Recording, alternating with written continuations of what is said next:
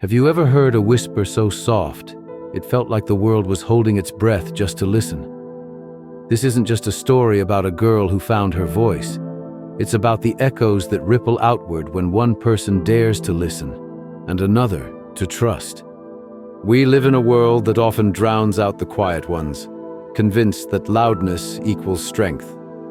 But sometimes it's in the unseen, the unheard, that true power lies dormant, waiting for a single moment of kindness to ignite it.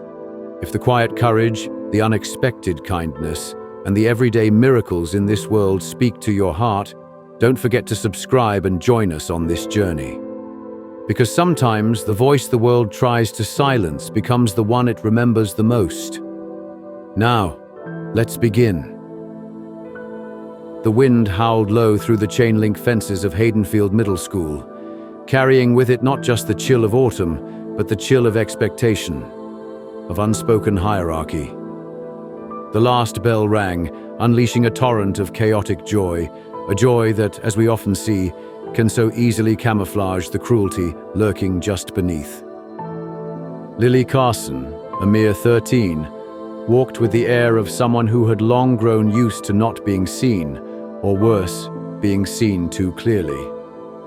Her head stayed low, a shield against the world, a silent plea for invisibility. But as fate would have it, invisibility was about to be snatched away. The words, sweet with malice, cut through the afternoon air. "Where you going, superstar?" They were a hook, designed to reel her in, to strip away the last shreds of her quiet sanctuary. Her feet froze. A primal instinct, a silent prayer. Maybe if she didn't react. And that was when Dean Cooper's old pickup truck rolled around the corner. A simple turn, a mundane moment. But for Lily, it was the turning point of a lifetime. Sometimes the quietest intervention comes from the most unexpected place, arriving just when hope feels thinnest. Dean's voice wasn't loud, but it cut through the air like a cold wind. A wind of quiet authority. He didn't ask questions, he simply acted.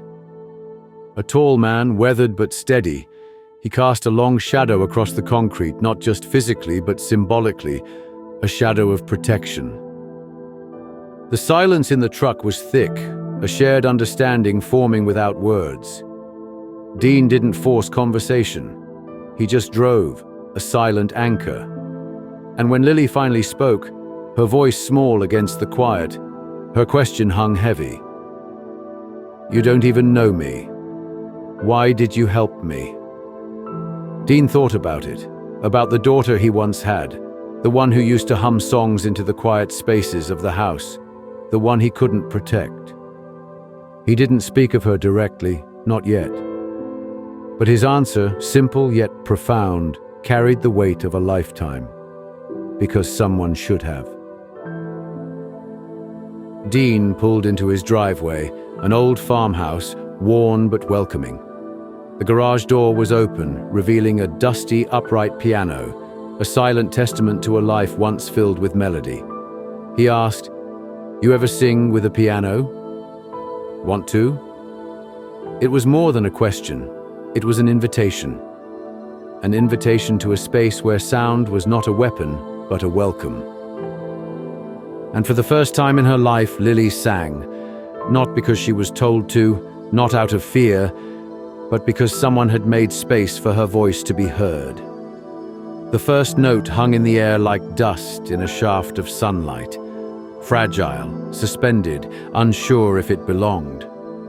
Dean let it settle, playing another chord beneath it, gently guiding her, a quiet promise of support. Her voice was raw, unpolished, yet it carried a texture that made people stop. It was the kind of voice that carried things too heavy to speak. When she stumbled, she whispered, "I'm sorry. I messed it up." Dean looked at her, his gaze unwavering. "You didn't mess anything up," he said. "That was the most honest sound I've heard in 10 years. And in that moment, a seed of possibility began to sprout in Lily's heart. She blinked, unsure whether to believe him. For so long, her voice had been a source of vulnerability, a target for ridicule. Now it was being called honest, beautiful. Dean, sensing her hesitation, offered a thermos of hot chocolate. A simple gesture, yet it spoke volumes, creating a sanctuary of warmth in the cold garage. Dean shared a glimpse into his own quiet grief, speaking of his wife and then of Rachel. "She was a lot like you," he said. Not just because of the voice, but the way she looked at the world, like it had both disappointed her and dared her to keep going.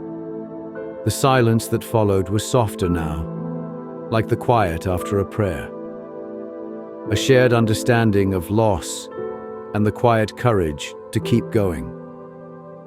For the first time in a long while, Lily didn't dread waking up. The usual heaviness in her chest, that hollow, aching weight, was still there. But today, something else stirred too. Something quieter and warmer, like a match just struck in the dark. A fragile thrum of possibility. Her grandmother, a frail woman whose eyes had once been full of fire, now dimmed by years of worry, asked, "That man, you trust him?" Lily hesitated, then nodded. "He listens," she said, "not like other people."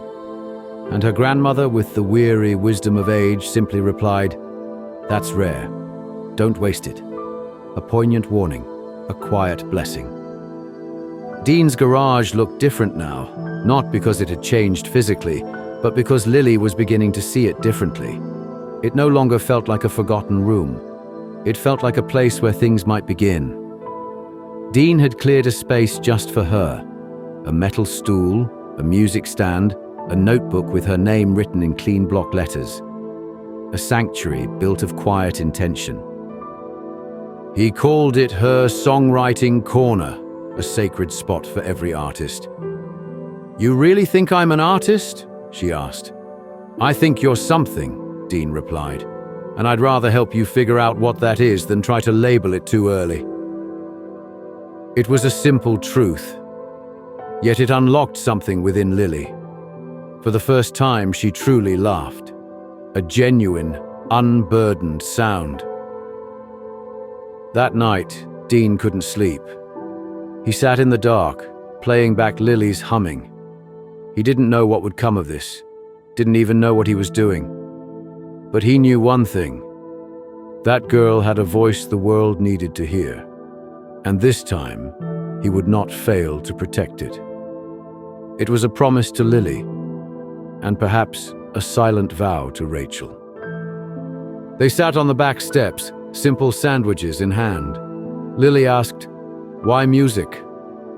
Dean took a long sip of iced tea before answering, "Because when words fall short, sound still reaches." It was a philosophy born of profound loss. He spoke of Rachel, and how after she died, every note felt like her voice calling from a place he couldn't reach. He had believed that silence would heal, but silence, he discovered, only made grief grow. It fills the spaces you abandon. And now, he believed, music was never supposed to be quiet. Perhaps it was supposed to carry the ones we've lost.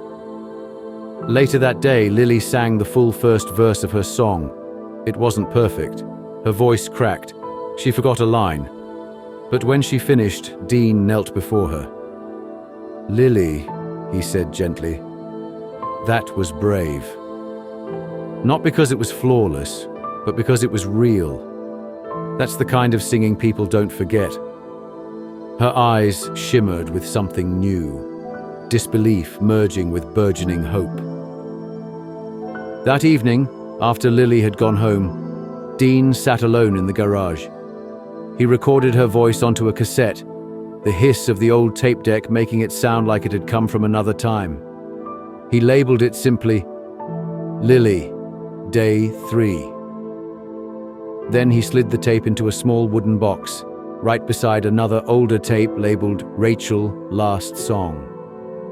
The box, once a tomb of sound, now held a new kind of resonance. It was no longer just about preserving memory. It was about fostering possibility. He closed the lid, not with sorrow, but with something that felt almost for the first time in years, like peace. By the end of that week, the garage didn't just smell like oil and cedar. It smelled faintly of cocoa, worn wood, and possibility. Lily arrived every afternoon like clockwork, her movements freer, her shoulders less hunched. Her voice, once hesitant, now carried a thread of confidence, woven with something aching and beautiful, something older than her years. Dean noticed the shift, the tapping foot, the self-correction, the daring to linger longer on a note, claiming her space. She was still quiet, still guarded, but in the music, she came alive. Dean cleared a shelf, creating a songwriting wall for her. "This garage isn't mine anymore," he said. "It's ours." Lily blinked. Something in her chest shifted, soft, sudden, and warm. "Ours," she repeated, tasting the word for the first time. She pinned her first lyric. "I thought I was a whisper, but maybe I'm a song." Dean's words were simple. Simple's honest, and honest. Honest always lasts. And so the corkboard began to bloom, a visual testament to a voice finding its melody. One afternoon, Lily arrived with a brown paper bag, a nervous look on her face. Inside, an old, faded notebook. "These were my mom's," Lily said, her voice quiet. "She wrote them before she left. Wanted to be a songwriter, said she was going to Nashville someday." The handwriting shifted from neat to shaky, a life story told in ink. Her mother too had a voice waiting to echo, a dream she couldn't fulfill. Dean closed the book gently. "She left it behind," Lily said. "I don't know if that was an accident or a message." Dean looked at her, understanding. "Then let's finish one of her songs," he said. "Sometimes the best way to heal isn't to write a new song. It's to complete the one someone else had to stop." They chose Hollow Sound, a haunting melody with an unfinished chorus. As they worked, Dean began to see it more clearly. Lily was a storm contained in a teacup, fragile but full of power, waiting for someone to believe she wouldn't shatter. When the song was finally pieced together, Lily asked, "Will you play it with me, at the show?" Dean looked at her, surprised.